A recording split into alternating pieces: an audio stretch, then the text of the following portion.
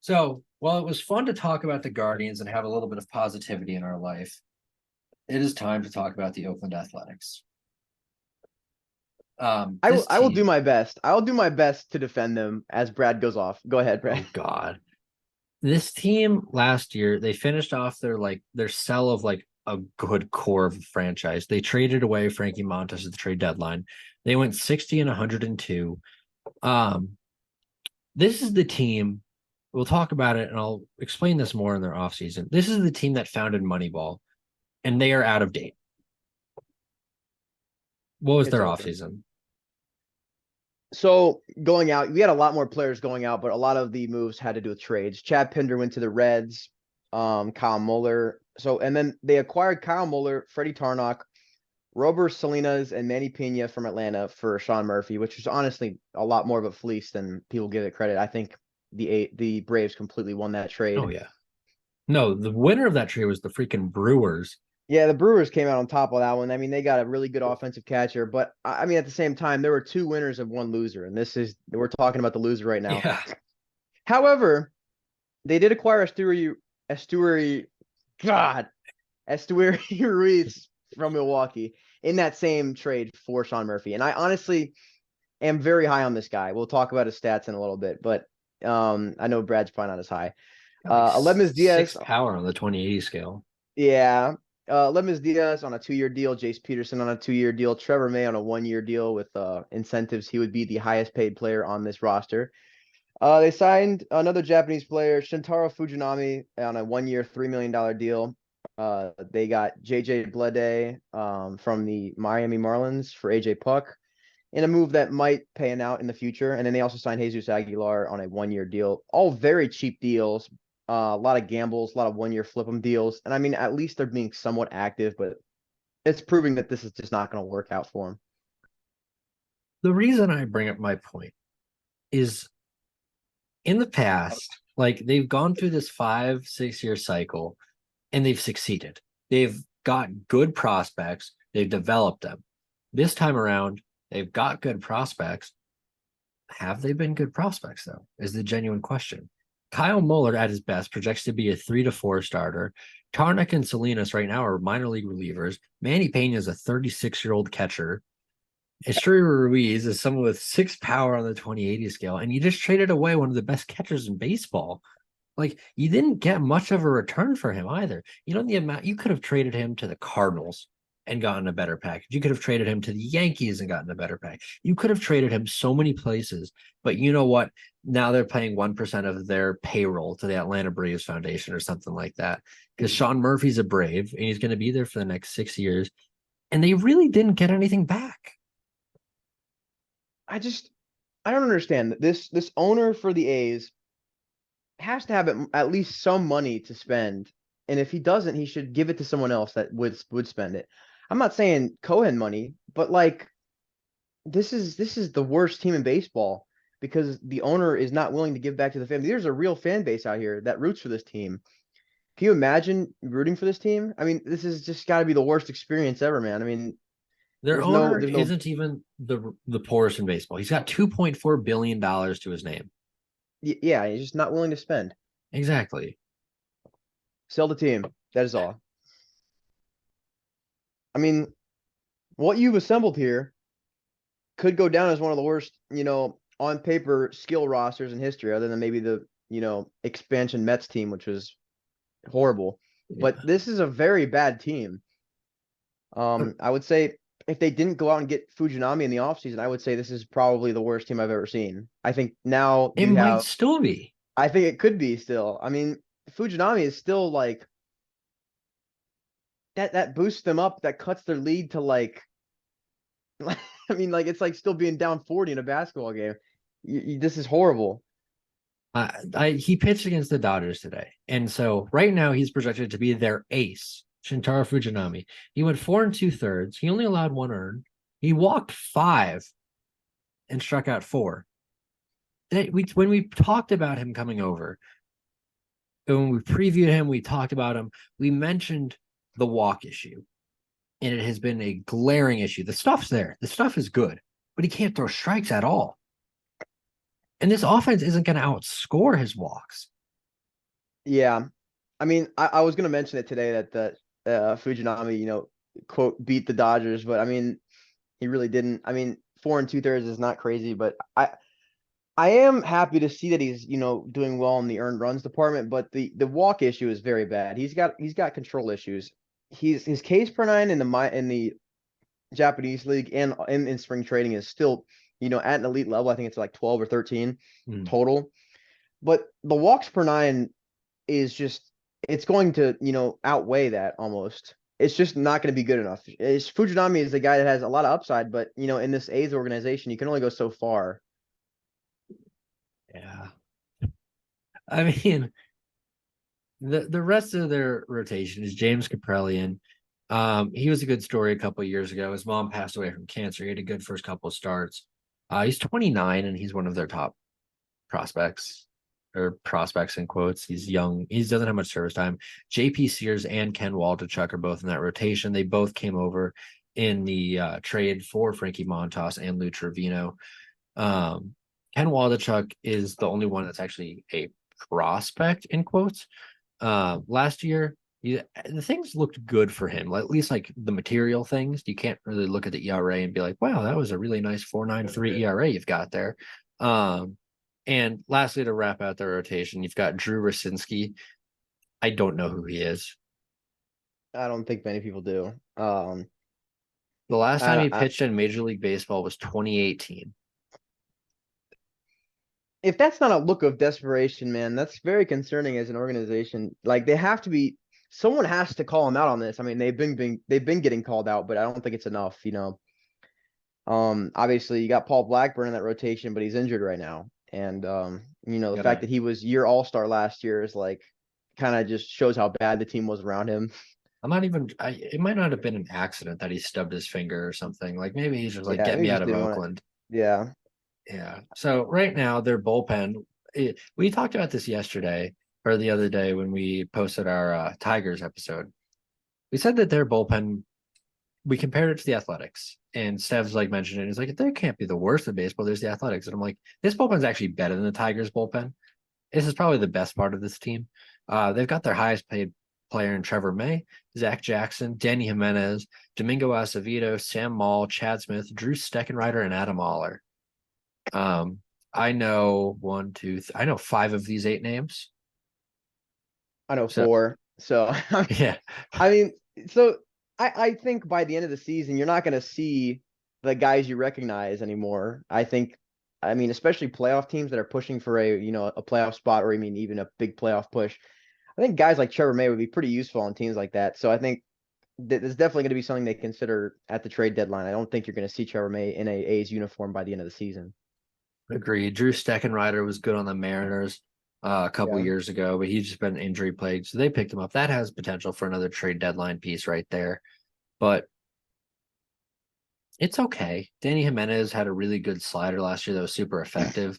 I'm not sure what the stuff looked like on it. Domingo Acevedo, really good potential. It started to click in last year. I'd like to see it continue this year. I mean, I don't even think I mean, this is me complimenting them. I don't think they're the second worst bullpen in baseball. I think they're still bottom 10, but I think they're not the worst, and they're not in that bottom three conversation. I don't think. I think they still got enough talent in this bullpen to start the season that they wouldn't be considered in that worst category, like the F category. Yeah, Probably I'd like a probably, D. probably put them at like 25th or something like that. Yeah. So Good I job, mean, A's. good job, A's. That's your highest ranking, being 25th out of. Yeah, you're doing good. Yeah, your 1-2 punch is Shintaro Fujinami and James Kaprelian. Yeah. Um, Tom, what's that lineup look like? So you got Tony Kemp at second base, Ramon Laureano at right field, Seth Brown at first base, Jesus Aguilar at DH, Chase Peterson at third base, Shea Langoliers at catcher, Connor Capella at left field, Nick Allen at shortstop, and Estuary Ruiz. Man, I really struggled with that one. Estuary Ruiz at center field. Coming off the bench, you got Yohel Pozo, Ryan Noda, Aledmys Diaz, and Christian Pache. So it seems like this is like the reject squad at this point. Guys that couldn't make. I don't know a single guy on this roster that would make, a lot of other teams' roster. The only one I Um, can think of is Ramon Laureano. Yeah, I mean, and it's not to say I'm not high on some of these guys. Like, I love Nick Allen. Nick Allen's glove is like absolutely fantastic in the games that I watched last year. He is literally a freak of nature on the field. He's made some of the flashiest plays I've seen. He just cannot hit a baseball. But and also real quick, this is my opportunity to promote Esteury Ruiz in 114 games across double and triple A. He had a 974 OPS with 16 home runs, 33 doubles, and 85 stolen bases. 85 stolen bases in 114 games. And that's something he's done. And he struck out, sorry, hold on, let me see this. Struck out 94 times in 114 games, which is bad, but he also walks a lot. So he doesn't seem to have the hit tool, but he seems to have every tool outside of that. So he seems to have a good glove, good speed, good plate vision. He just can't hit. So and it seemed like he hit at the double and triple A level. So I'm not completely writing this guy off yet. I think it's too early to. I really do like this guy. But like you mentioned, the power tool is not there. But I don't know how you hit 16 home runs if you have such a bad power tool. This guy's just a kind of an anomaly to me. He did not Oh, play well in the majors though.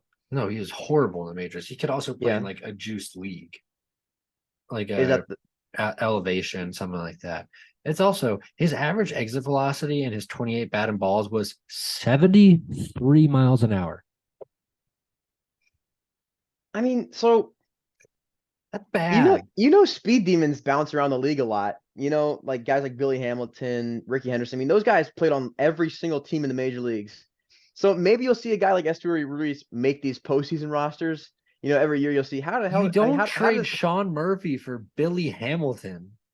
yeah, you probably don't. But 85 stolen bases though. Sure, that'll be fun if he gets Yeah. on. Yeah, I mean it's gonna be a challenge, but you mean that's like a 162 game average of like over 100 stolen bases. If he can just get on base, and he seems to have good vision, it's just the hit tool is not there yet, and I don't know how analytically driven is this A's team, because the Moneyball story is that they looked at those stats, but are they now on top of it now? Are they like There are, yeah, all right. I want you to guess how many people run their front office, their analytics, their front office, and everything. 16, 7? Four, What the? four people, Because they don't want to pay them, or pretty much. so Like they is they they have analytics, they understand some things. They just don't know how to. They're outdated. Why? they are Because very like the outdated. philosophy is like, why fix it if it isn't broken? But the last time it was fixed was 2017. That was before like the analytics overhaul that's been the past 5 years. I would say 2019 was the last year for them, right? Was that the? But I'm saying like their last like rebuild that was successful, like started about 5 years Yeah, ago, because that was yeah. before like everything came back. And maybe in 5 years I'll eat my words, but like I as of right now, I have no reason to believe I will. I mean, is this even a team that's in the top half of farm systems right now after that I big don't sell? think so. I don't think they are. They're a team that's now not really going after young talent. They're going after older guys. I mean, Jesus Aguilar. Um, I mean, I mean Tony Kemp's. Like these guys are all on the older side. I mean, Kristen Pache was supposed to be the next Ronald Acuna Jr. for the Braves before he got traded, and then he got traded and hasn't done anything. So I mean, who's to say none of these guys turn out? Because it seems like even guys with the perfect talent aren't really playing out well, and it's a horrible environment to play baseball. By the way, I might add the Coliseum is horrible to play in. The players hate it. They probably get an F for every category across the board right now. This was published on February 2nd, 2023. The Oakland Athletics have the number 27 farm system.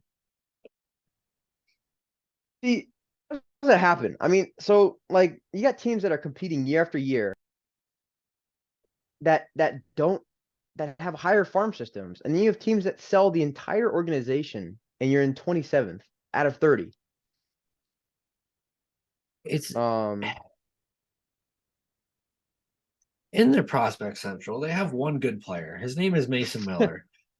Mason Miller has like actually like really good stuff, but he gets hurt a ton.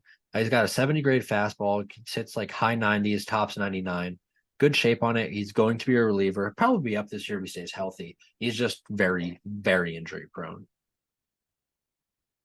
That I about does mean, it for their prospects. Ready for this year.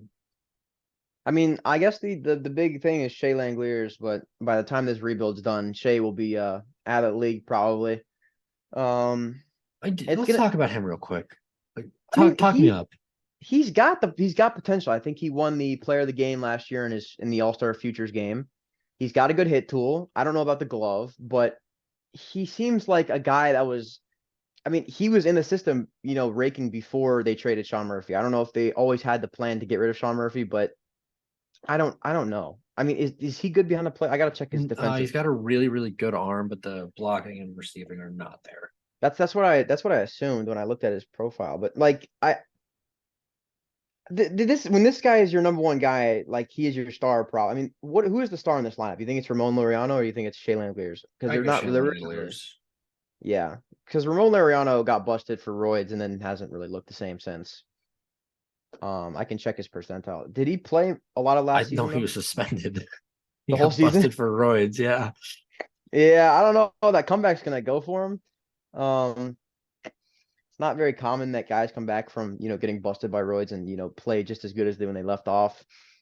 And yeah, I mean that just about covers this organization. I mean, there's not much else to talk about. It's kind of just disappointing. Like it's sad to look at.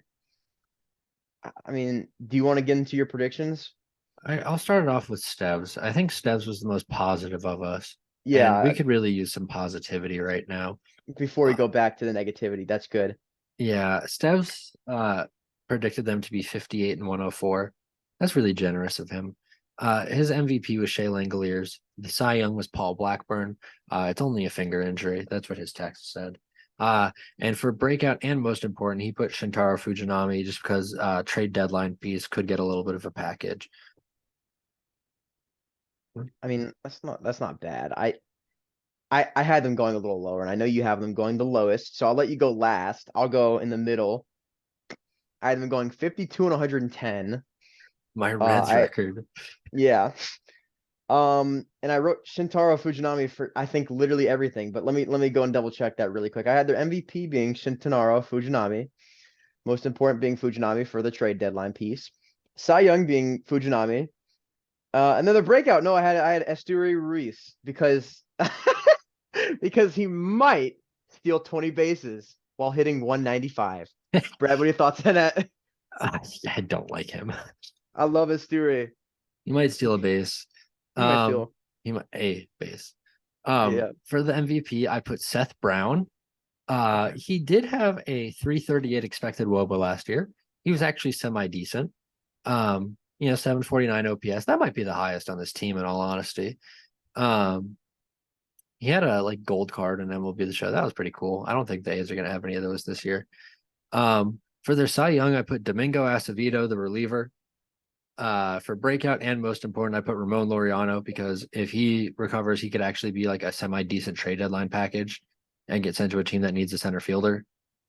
So Yeah, let me check his he was a defensive center fielder, right? He was yeah, pretty he good in the field. was. Like I don't know if he still is. he got a career negative eights outs above average. This is surprising to me. I I could have sworn he was like I could making have like sworn center he field was grabs. I could have sworn he was that guy, but he has never had a positive season in his career. Actually, 2020 was his only positive. Yeah, 2020 was his only positive season. That is Dang. wild considering that I really thought he was that guy. I saw him rob one home run, and I think he's the guy. Um, I don't know. I mean, this is gonna have to be they're even Brad, I think in their best case scenario, they win 58 games. I think if everything goes right, they win 58 games. Because if everything goes right, and keep in mind, if everything goes right, the players are playing good, they're gonna trade them and they're gonna get worse again. So I think their ceiling is 58. Brad, you're smiling. What's the floor? I have them going 47 and 115. What? Oh God. Do you think that's the floor? It's not even, I don't think that's the floor. Oh man. That's what I have What's them going. what do you think percentile wise? What do you think that is? Like Like the the 20th percentile. Brad's rooting for their downfall. Are you not? Look at this team. Look at the lineup and just think about everything we've talked about for the past 20 minutes. Yeah, I feel like at this point you're just scaring baseball fans away. Like this team is just really bad. I feel like they have to. There's a lot of things that need to change. There's a lot of things that need to change. You need to start from the top and work your way down. But this is a team that could probably move to Las Vegas, probably get a lot of money there, and Yeah. start to become a team that spends more money. And I mean, obviously you have to sell the team first, but when you keep a team in Oakland with no money, with a bad owner, you're getting the result right here. This is what you get. You just what you're putting into it. I mean, it's not very good for revenue. Wasn't there a stat that in like 27 World Baseball Classic pool play games, they outperformed the Oakland Athletics attendance in 2022? Oh, you mean like for the entire season?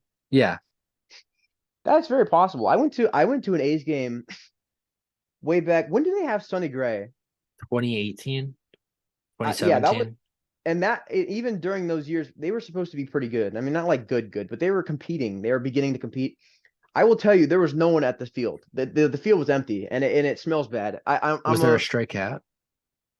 There might be, and there might be like mice down below the field. There's a lot of concerns for this team, and most of them lie beyond the actual fact that the roster's bad. Like everything is bad. Yeah. Nothing is be happy about. I feel like if you were an Oakland fan, you'd almost root for this team just to move and to end their suffering. I feel like a couple more years of this, and maybe you can get something going. But I think it's going to be at least 5 years of doing this before you even get back up to 70 wins. Do you see any of this producing talent at any level eventually? I don't see it happening. I mean, you completely sold. Everyone's gone. I mean, you matched the Nationals on selling that season, The Nationals did better. and The the Nationals did Washington better. Nationals did better. That's what I'm saying. Steps isn't here, so I can say whatever I want. They sold, and they sold hard, and the Nationals have outplayed the A's. I'm speechless, man. Billy Bean, I don't know. Billy Beanie Boy. We have to, yeah. We have to talk about Moneyball sometime. That's something for another day. We should. Um, we talked about the Guardians today and the Athletics. Those are two facts. We talked about one team that plays baseball this year, Yep. and there's the Athletics. Thank you all for listening to the 4A Baseball Podcast. If you want to interact with us at all social media links will be in the description below. This week, this episode will be coming out on Friday. So yesterday we had our WBC preview. And so that means that we've only got 3 more episodes before opening day. We've got the Angels Rangers, we got the Astros Mariners, and we got our award show. So be sure to hit that subscribe button. Stay tuned to all things 4A Baseball. And we will see you all next time on the 4A Baseball Podcast. Peace.